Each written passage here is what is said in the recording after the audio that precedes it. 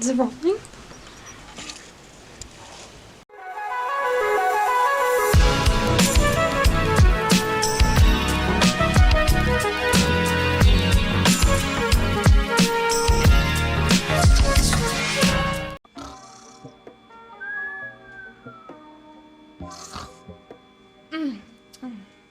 What? Oh, hi there. I'm Brenda Nicole, and I have narcolepsy. And if you're wondering what all of this is, stay tuned for more.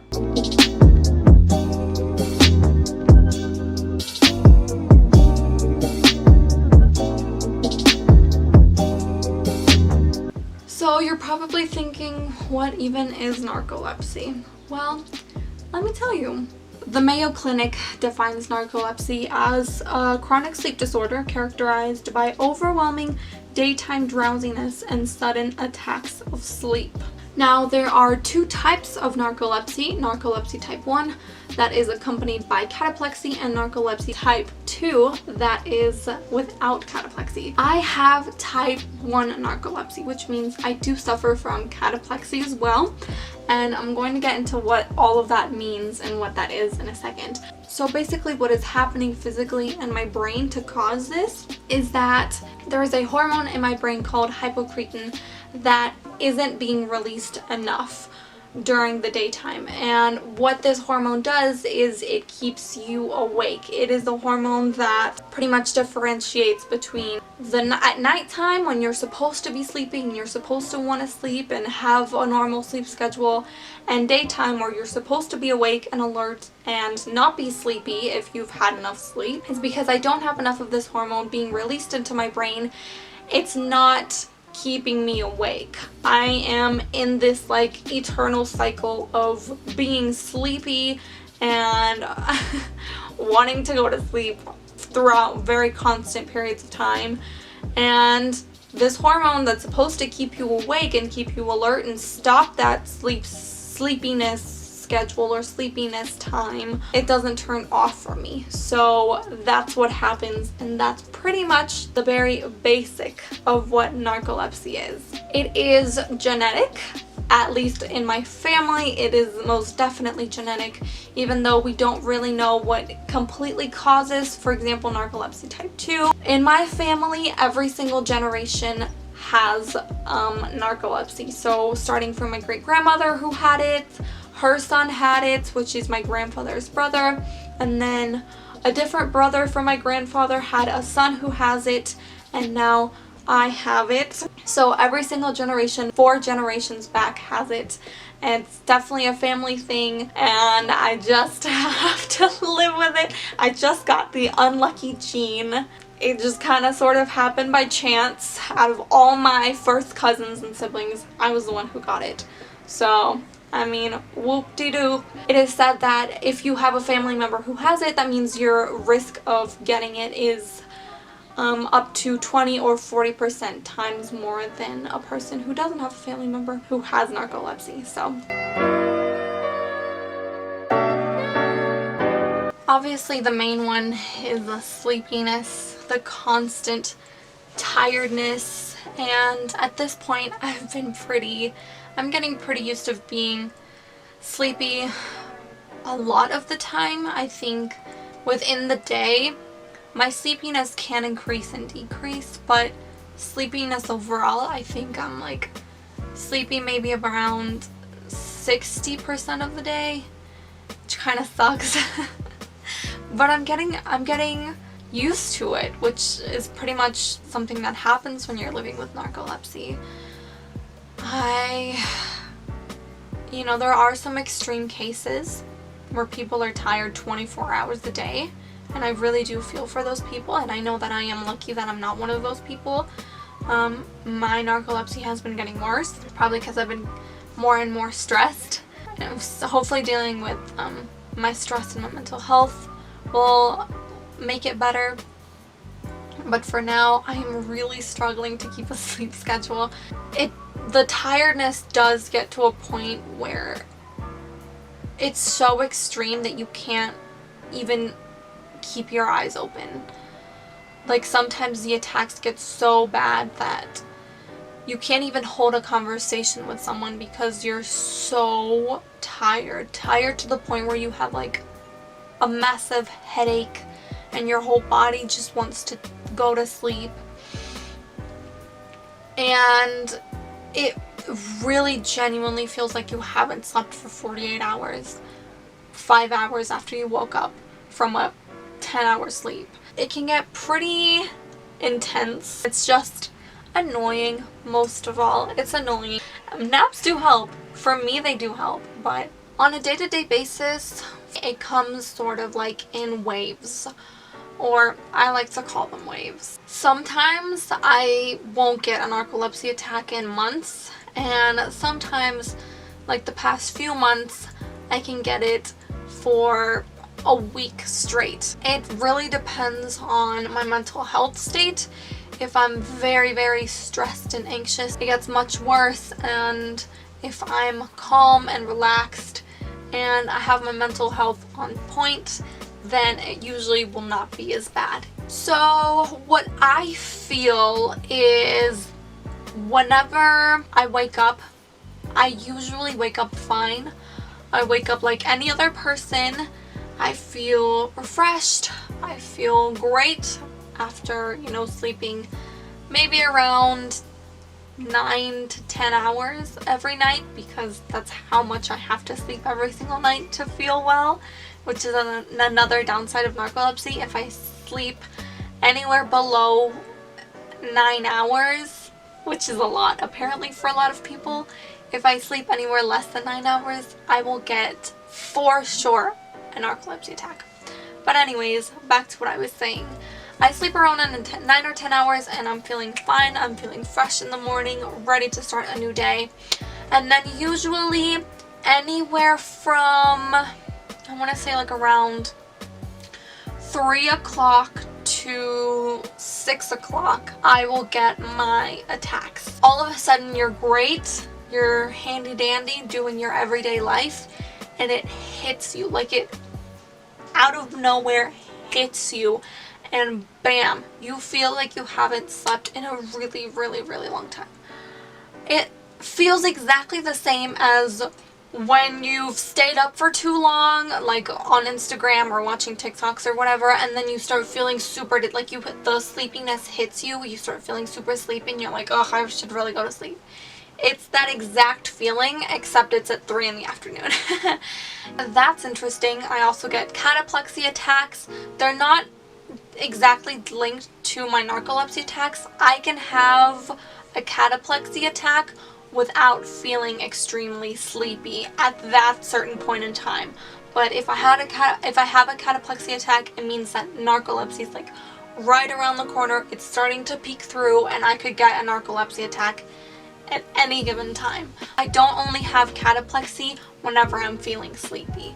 They're almost like two separate things that can collide, or sometimes I get one without the other. So another symptom of narcolepsy, which is crazy, and I've only ever had once in my entire life. It was when I was around 16 years old.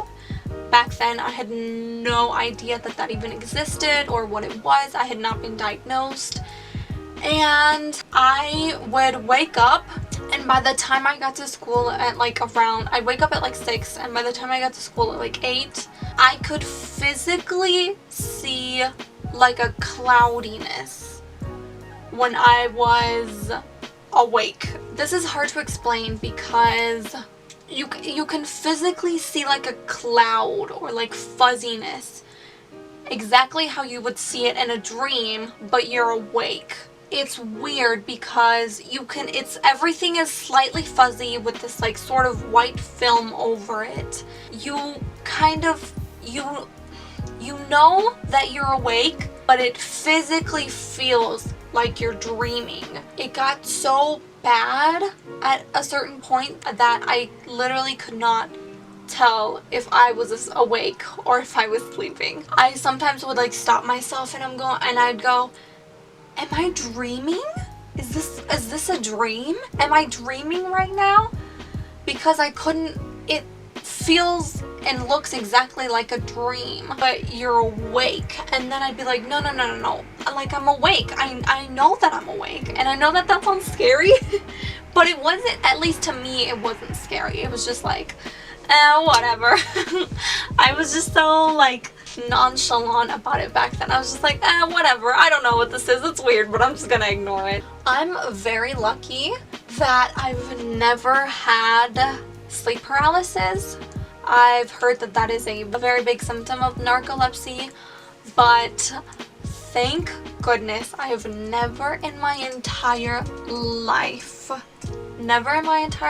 had sleep paralysis ever. I have no idea how I would ever be able to handle it. Like, knock on wood, I never ever get sleep paralysis. I've heard of stories where people can like hallucinate like people with sleep paralysis, but without the paralysis part. Like, they're dreaming like a nightmare or something, and then they open their eyes and they can like see their nightmare of like a little girl or a clown or something like staring at them. And that has never ever happened to me. But I also thought this was just a me thing before I got diagnosed, but sometimes it hasn't happened in a while. But when I was younger, when I was in that like last phase of consciousness before I went to sleep, it would feel like Alice in Wonderland, where she eats the little cake and she grows inside the house. I literally would be like asleep in my bed and I would feel as if I were growing, and I could almost like not see, but it would feel like the ceiling was getting closer and closer and closer to me. That was like so weird. And then it would also feel like the room was growing and I was getting smaller, and then it was just, that would happen almost every single time that I would go to sleep. And I was just like, and when that was happening, I was like, okay, I'm about to go to sleep, because this only happens like in my last like seconds of consciousness. And it would only last for about like, I don't know, 30 seconds, and I would immediately go to sleep after that. So apparently that's one of my symptoms of narcolepsy. Who'd have thought? I didn't.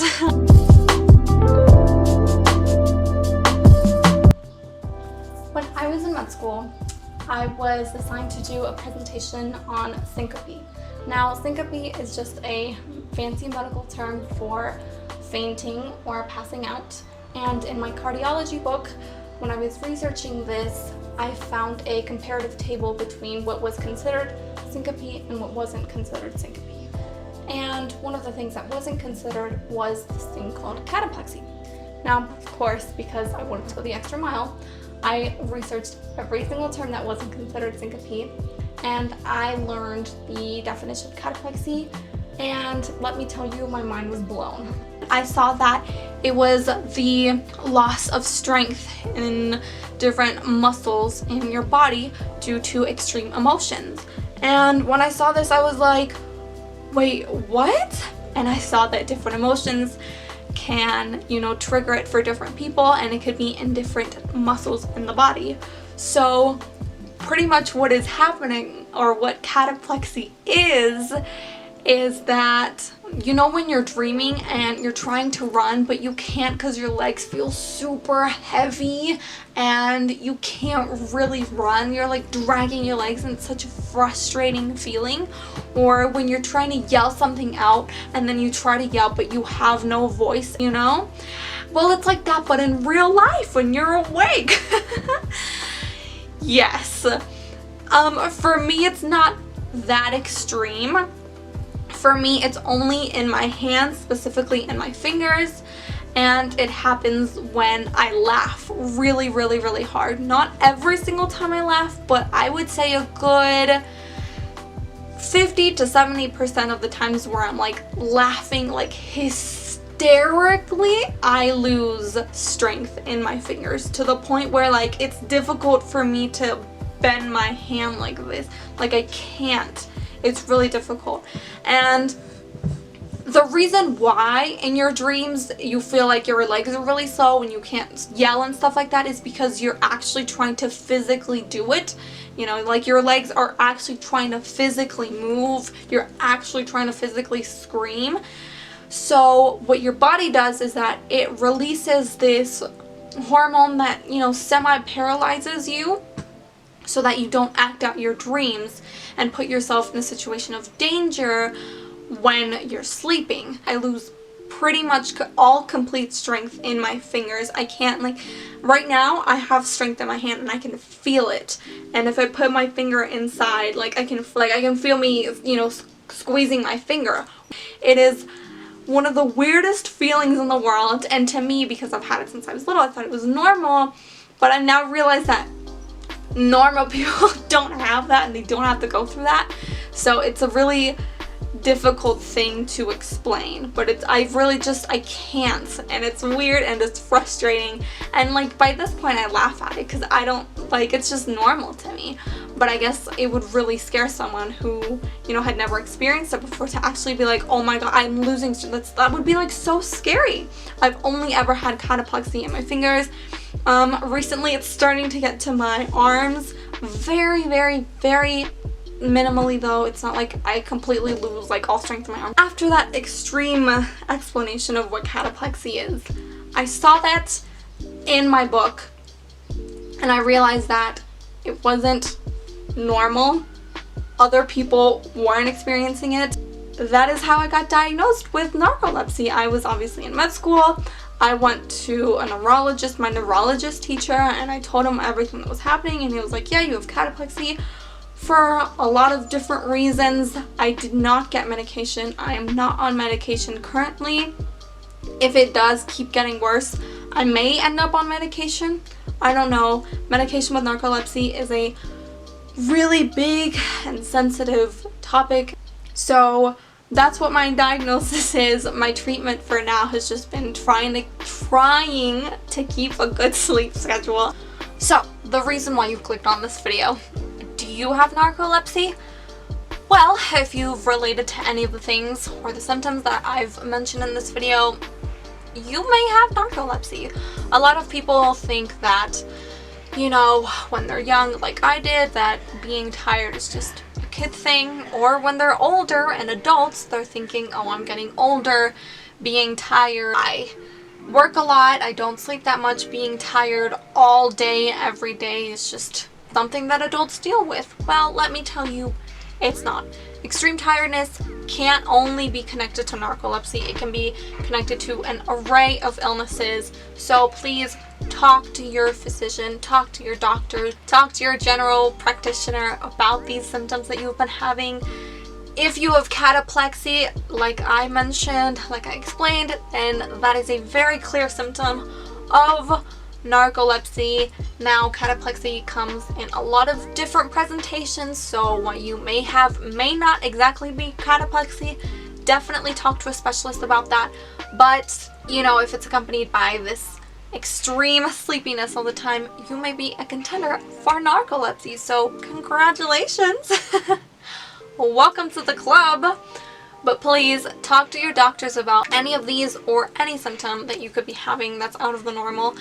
Remember that little problems turn into big problems if you don't get them checked out. So please talk to your doctors and hopefully you'll get the right treatment for whatever you have. And if you do turn out to have narcolepsy and are diagnosed with it, you know, let's make a support group, okay? Because we need it. Narcolepsy is not an easy thing to live with, okay? So come talk to me, DM me or something. Follow me on Instagram. Well, I have to go to sleep now.